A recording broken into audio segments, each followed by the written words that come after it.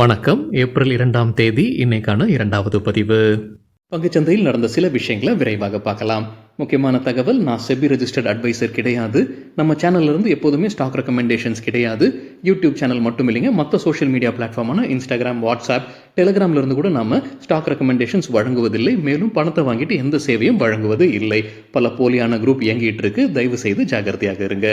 இந்த வீடியோவில் காட்டக்கூடிய அனைத்து கம்பெனிகளும் வெறும் இன்ஃபர்மேஷனல் பர்பஸ்க்காக மட்டுமே முதலீடு செய்யுங்கன்னு சொல்கிற வீடியோ கிடையாது.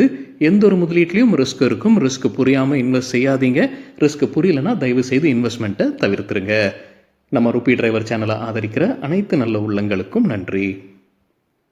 நம்ம மார்க்கெட் ஓப்பன் ஆகிறதுக்கு முன்னாடி உலக மார்க்கெட்ஸ் எப்படி இருந்ததுன்னு பார்க்கும்போது நேற்று யூஎஸ் மார்க்கெட்ஸ் க்ரீனில் தான் க்ளோஸ் ஆகி இருந்திருக்கு.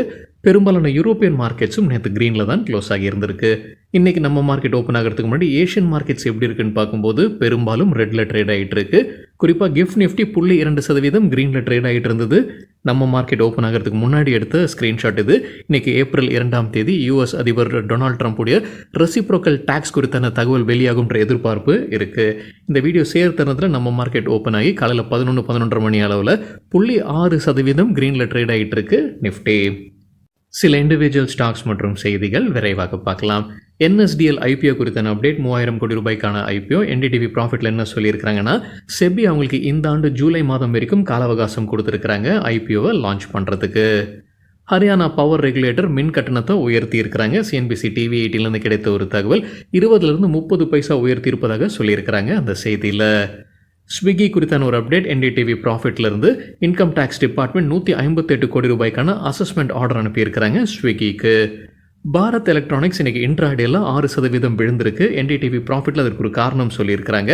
அவங்க நிதியாண்டு 2025 ஆர்டர் இன்ஃப்ளோ டேட்டாவை வெளியிட்டிருக்கிறாங்க. அவங்களுடைய கைடன்ஸை காட்டிலும் குறைவாக இருக்குது. அவங்க கொடுத்துருந்த கைடன்ஸ் ஆர்டர் இன்ஃப்ளோக்கு 25,000 கோடி ரூபாய் வந்திருப்பது அல்லது எட்டியிருப்பது 18,715 கோடி ரூபாய். அவங்க கொடுத்த கைடன்ஸுடைய கிட்டத்தட்ட 75% அவங்க அச்சீவ் பண்ணியிருக்கிறாங்க. SJVN குறித்து NDTV ப்ராஃபிட்லேருந்து கிடைத்த ஒரு தகவல், பிக்கனர் சோலார் பவர் ப்ராஜெக்டுடைய ட்ரையல் ரன் வெற்றிகரமாக முடிஞ்சிருக்கு. இந்த ப்ராஜெக்ட் முடிவுக்கு வந்துச்சு அப்படின்னா ராஜஸ்தான், ஜம்மு அண்ட் காஷ்மீர் மற்றும் உத்தராகண்ட் மாநிலங்களுக்கு சோலார் பவர் சப்ளை செய்யப்படும்னு சொல்லியிருக்கிறாங்க SJVN. தகவல் நமக்கு கிடைத்தது NDTV ப்ராஃபிட்லேருந்து. பிர்லா கார்பரேஷனுக்கு HDFC செக்யூரிட்டிஸ் தொடர்ந்து பை ரேட்டிங் கொடுத்துருக்காங்க. எதிர்பார்க்குற டார்கெட் 1490 ரூபாய். ரைட்ஸ் லிமிடெட் குறித்து மணி கண்ட்ரோல்லேருந்து கிடைத்த ஒரு தகவல், இன்றைக்கி இன்ட்ராடேல 3% விழுந்திருக்கு. என்ன செய்தி சொல்லியிருக்கிறாங்க, அவங்களுடைய ஒரு ஒப்பந்தத்தை ரத்து செய்திருக்கிறாங்க. யூபி ஸ்டேட் பிரிட்ஜ் கார்பரேஷனுடனான ஒரு அக்ரிமெண்ட்டை ரத்து செய்திருக்கிறாங்க. அக்டோபர் 2024 ஒரு அக்ரிமெண்ட்டில் வந்திருந்திருக்கிறாங்க. அதை இப்போது ஒரு மனதாக ரத்து செய்திருப்பதாக சொல்லியிருக்கிறாங்க. மணி கண்ட்ரோல் ஒரு காரணமாக இருந்திருக்கலாம். இன்றைக்கி இன்ட்ராடேல 3% விழுந்ததற்கு. டாடா கன்சியூமர் ப்ராடக்ட்ஸ் தரப்பு வந்து அப்டேட் இருக்குது. அவங்களுக்கு இன்கம் டேக்ஸ் டிபார்ட்மெண்ட் 262 கோடி ரூபாய்க்கான அசஸ்மெண்ட் ஆர்டர் அனுப்பியிருக்கிறாங்க. நிதியாண்டு 2022 இது மேல்முறையீடு செய்ய போகிறதாக சொல்லியிருக்கிறாங்க டாடா கன்சியூமர் ப்ராடக்ட்ஸ். பாலிகேப் இந்தியாவுக்கும் income tax department assessment order அனுப்பியிருக்கிறாங்க. நிதியாண்டு 2023 8.5 கோடி ரூபாய்க்கான ஆர்டர் அனுப்பியிருக்கிறாங்க. டாடா ஸ்டீல் தரப்புல வந்து அப்டேட் இருக்குது. கம்பெனி ஒரு புது முதலீடு செய்கிறாங்க. இந்தியன் ஃபவுண்டேஷன் ஃபார் குவாலிட்டி மேனேஜ்மெண்ட்டில் 1.24 கோடி ஈக்விட்டி ஷேர்ஸை வாங்குறாங்க. 12.49 கோடி ரூபாய் முதலீட்டில் அவங்களுடைய ஸ்டேக்கை உயர்த்துறாங்க. 9.09%லேருந்து 16.66% உயர்த்தி இருக்கிறாங்க டாடா ஸ்டீல். குவெஸ்காப் டிமர்ஜர் குறித்தான அப்டேட், ரெக்கார்ட் டேட் அறிவிச்சிருக்கிறாங்க. Record date April 15. டிமர்ஜருக்கான பின்னணி, கம்பெனி குவெஸ்காப்லேருந்து 2 புது கம்பெனிஸை வந்து அவங்க பிரித்து எடுக்கிறாங்க. டிஜிடைட் சொல்யூஷன்ஸ் லிமிடெட் மற்றும் ப்ளூ ஸ்ப்ரிங் என்டர்பிரைசஸ் லிமிடெட். என்ன ரேஷியோவில் ஷேர்ஸ் வழங்குறாங்க, குவெஸ்காப்பில் ஒரு ஷேர் வைத்திருந்தால் இந்த 2 நிறுவனங்களும் தலா ஒரு ஷேர் கிடைக்கும். இது முன்னே அறிவித்தது தான். அந்த டிமர்ஜருக்கான ரெக்கார்ட் டேட் இப்போ அறிவிச்சிருக்கிறாங்க ஏப்ரல் 15. ஸ்டார் ஹெல்த் இன்சூரன்ஸ்க்கு நுவாமா ரேட்டிங்கை அப்கிரேட் பண்ணியிருக்கிறாங்க. NDTV ப்ராஃபிட்லேருந்து கிடைத்த தகவல். அதற்கு முக்கிய காரணம் அவங்க சொல்லியிருப்பது என்னென்னா, கம்பெனியுடைய ஆப்ரேஷனல் மெட்ரிக்ஸில் ஒரு சிக்னிஃபிகண்ட் இம்ப்ரூவ்மெண்ட் பார்ப்பதாக சொல்லியிருக்கிறாங்க நுவாமா. JP மார்கன் சில IT ஸ்டாக்ஸ்க்கு என்ன ரேட்டிங் பண்ணியிருக்கிறாங்க, HCL டெக்னாலஜிஸ்க்கு டவுன்கிரேட் பண்ணியிருக்கிறாங்க ரேட்டிங்கை. ஓவர் வெயிட்லேருந்து நியூட்ரலாக குறைச்சிருக்கிறாங்க. டெக் மஹிந்திராவுக்கு அப்கிரேட் பண்ணியிருக்கிறாங்க. அண்டர் வெயிட்லேருந்து நியூட்ரலாக உயர்த்தி இருக்கிறாங்க. கேலக்ஸி சர்ஃபெக்டன்ஸ் குறித்து மணி கண்ட்ரோல்லேருந்து கிடைத்த ஒரு தகவல், ICICI ப்ரூடென்ஷியல் மியூச்சுவல் ஃபண்ட் ஷேர்ஸை வாங்கியிருக்கிறாங்க. கிட்டத்தட்ட 6 லட்சம் ஈக்விட்டி ஷேர்ஸ், ஒட்டுமொத்தமாக 124 கோடி ரூபாய் முதலீடு செய்து ஷேர்ஸை வாங்கியிருக்கிறாங்க ICICI prudential mutual fund. Siemens limited demerger குறித்தான update. NCLT national company law tribunal approval கொடுத்துருக்காங்க. டிமர்ஜர் பின்னணி சீமென்ஸ் எனர்ஜி இந்தியான்னு ஒரு கம்பெனியை பிரித்து எடுக்கிறாங்க. என்ன ரேஷியோவில் கொடுக்குறாங்க ஷேர்ஸ்? 1:1. அதாவது ஒரு ஷேர் சீமென்ஸில் வைத்திருந்தா சீமென்ஸ் எனர்ஜி இந்தியாவில் ஒரு ஷேர் கொடுக்குறாங்க. அதற்கான NCLT ஒப்புதல் இப்போ வழங்கியிருக்கிறாங்க. கோல் இந்தியா குறித்து மார்கன் ஸ்டான்லி என்ன ரேட்டிங் கொடுத்துருக்காங்க? ஓவர் வெயிட் ரேட்டிங் கொடுத்துருக்காங்க. எதிர்பார்க்குற டார்கெட் 525. 24 அனலிஸ்ட் கவரேஜ் கொடுக்குறாங்க கோல் இந்தியாவில். அதில் 18 பேர் பை ரேட்டிங்கும் 4 பேர் ஹோல்ட் ரெக்கமெண்டேஷனும் 2 பேர் செல் ரேட்டிங்கும் வழங்கியிருக்கிறாங்க. அதானி போர்ட்ஸ் தரப்பு அப்டேட் இருக்குது. மார்ச் மாதத்திற்கான பிஸ்னஸ் அப்டேட் வெளியிட்டிருக்கிறாங்க. கார்கோ வால்யூம் அவங்க ஹேண்டில் பண்ணது ஆல் டைம் ஹையை எட்டியிருக்கு. மார்ச் 2025 கார்கோ வால்யூம் மார்ச் மாதத்தில் 41.5 MMT year on year compare பண்ணும்போது 9% அதிகரிச்சிருக்கு. முழு நிதியாண்டிற்கான cargo volume 450.2 MMT year on year 7% அதிகரிச்சிருக்கு. வோல்டாஸ் டாடா நிறுவனம் தரப்பு அப்டேட் இருக்குது. அவங்களுடைய கமர்ஷியல் ஏர் கண்டிஷனிங் தலைவர் ராஜினாமா செய்திருக்கிறாரு திரு Rakesh Tripathi. Lemon Tree hotel மகாராஷ்டிராவில் புது ஹோட்டலை திறக்கிறாங்க. 117 அறைகள் கொண்ட ஹோட்டல் இது. வோடோஃபோன் ஐடியா குறித்து எக்கனாமிக் டைம்ஸ்லேருந்து கிடைத்த ஒரு தகவல். சந்தீப் சபர்வால் asksandeepsabarwal.com உடைய நிறுவனர் அவர் என்ன சொல்லியிருக்கிறாரு வோடோஃபோன் ஐடியா குறித்து? வோடோஃபோன் ஐடியாவில் முதலீடு செய்யலாமா, வாங்க ஆரம்பிக்கலாமான்ற கேள்விக்கு தான் பதில் கொடுத்துருக்கிறாரு.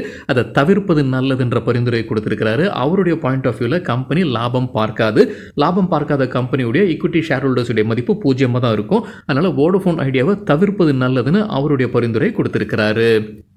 பிரீமியர் எனர்ஜிஸ் மற்றும் வாரி எனர்ஜிஸ் 24% வீழ்ச்சியை பார்ப்பதற்கான வாய்ப்பு இருக்குன்னு பெர்ன்ஸ்டைன் கருதுறாங்க. தகவல் நமக்கு கிடைத்தது CNBC TV18 முக்கிய காரணம் பெர்ன்ஸ்டைன் சொல்வது வேல்யூவேஷன்ஸ் அதிகமாக இருக்குது. வாரி எனர்ஜிஸ்க்கு அண்டர் வெயிட் ரேட்டிங் கொடுத்துருக்காங்க. எதிர்பார்க்குற டார்கெட் 1902. நேற்று க்ளோசிங்லேருந்து ஒப்பிடும்போது 20% விழுவதற்கான வாய்ப்பு இருக்குது.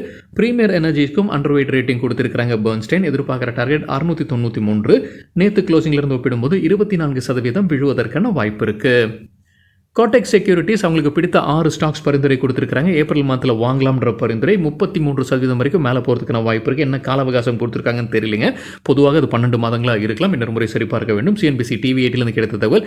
எந்த 6 ஸ்டாக்ஸுடைய பரிந்துரை கொடுத்துருக்கிறாரு? அதானி போர்ட்ஸ்க்கு கொடுத்துருக்கிற டார்கெட் 1570, 32% அதிகரிப்பதற்கான வாய்ப்பு இருக்குது. அப்போலோ ஹாஸ்பிட்டல்ஸ்க்கு கொடுத்துருக்கிற டார்கெட் 8180 ரூபாய், 24% அதிகரிப்பதற்கான வாய்ப்பு இருக்குது.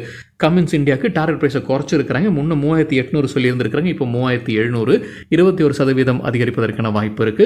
பெரமல் ஃபார்மாக்கு அவங்க கொடுத்திருக்கிற டார்கெட் 300, 33% அதிகரிப்பதற்கான வாய்ப்பு உள்ளது. யூனியன் பேங்குக்கு 155 ரூபாய், 23% அதிகரிப்பதற்கான வாய்ப்பு இருக்கு. ஆம்பர் என்டர்பிரைஸ்க்கு கோடெக் செக்யூரிட்டிஸ் கொடுத்திருக்கிற டார்கெட் 7800, 9% அதிகரிப்பதற்கான வாய்ப்பு இருக்கு. கர்நாடகா அரசு கொண்டு வந்திருக்க மைனிங் டாக்ஸ் பில்லை கர்நாடகா கவர்னர் பிரசிடென்ட்டுக்கு அனுப்பி வச்சிருக்கிறாங்க. ஒப்புதலுக்காக மணி கண்ட்ரோல்லேருந்து கிடைத்தது. 4713 கோடி ரூபாய் வருவாய் ஈட்டுறதுக்கான முயற்சியிலேருந்து இந்த மைனிங் டாக்ஸ் பில்லை கொண்டு வந்திருக்கிறாங்க கர்நாடகா அரசு. சில கம்பெனிகளுக்கு பாதிப்பு இருப்பதற்கான வாய்ப்பு இருக்குன்னு அதே மணி கண்ட்ரோல் செய்தியில் சொல்லியிருக்கிறாங்க. எந்தெந்த கம்பெனிகள்? NMDC, JSW ஸ்டீல் மற்றும் சாண்டூர் மேங்கனீஸ். சில புரோக்கிங் கம்பெனி ஸ்டாக் ரெக்கமெண்டேஷன்ஸ் கொடுத்துருக்காங்க. எக்கனாமிக் டைம்ஸ்லேருந்து கிடைத்தது. பொனான்சா போர்ட்ஃபோலியோடைய பரிந்துரைகளில் காரமண்டல் இன்டர்நேஷனலுக்கு buy rating target 2170, stop loss 1990. Gallantt இஸ்பேட்டுக்கு buy rating target 450, stop loss 387.